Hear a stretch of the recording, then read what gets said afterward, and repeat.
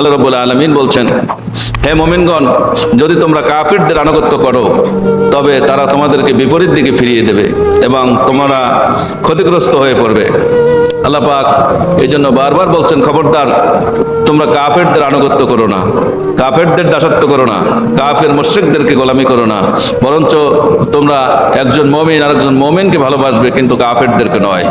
কিন্তু আমরা ঘুরে ফিরে যেখানে রাজনীতি করি, অর্থনীতি করি, সমাজনীতি করি, যেখানে যাই কিছু করি, তো আমরা ঘুরে ফিরে চলে যাই সেই কাফেরদের দিকে, সেই মুশরিকদের দিকে। আর আল্লাহ রাব্বুল আলামিন বারবার বলছেন যে ধনভাণ্ডার হলো আমি আল্লাহ আমার হাতে। কার হাতে? আমার হাতে। কিন্তু কাফেরদেরকে আমি, মুশরিকদেরকে আমি দুনিয়ায় সামান্য কিছু দিয়েছি। আমার মন চায় যে আমি ওদেরকে স্বর্ণের বাড়ি দেব, রৌপ্যের সিঁড়ি দেব। সুবহানাল্লাহ। কিন্তু আমার মুমিন বান্দারা তা সহ্য করতে পারবে না। কিন্তু আল্লাহর মন চায় কি? কাফেরদেরকে স্বর্ণের বাড়ি দেবে, রৌপ্যের সিঁড়ি দেবে। এটা আল্লাহর মনে চায়। এই জন্য আল্লাহ পাক বলছেন, আমি রব্বুল আলামিন, আমার কাছে ধনভাণ্ডার, খাজিনা আমার কাছে, তোমরা চাইলে আমার কাছে চাও। কাফির মুশরিকদের সাথে তোমাদের বন্ধুত্ব করার কোনো দরকার আছে?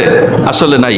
কিন্তু আমরা এইখান থেকে ইমানটা ফিরাইয়া কোরআনের উপরে, আল্লাহর উপরে সঠিকভাবে আনতে পারছি না, বিধে আমাদের এই অবস্থা।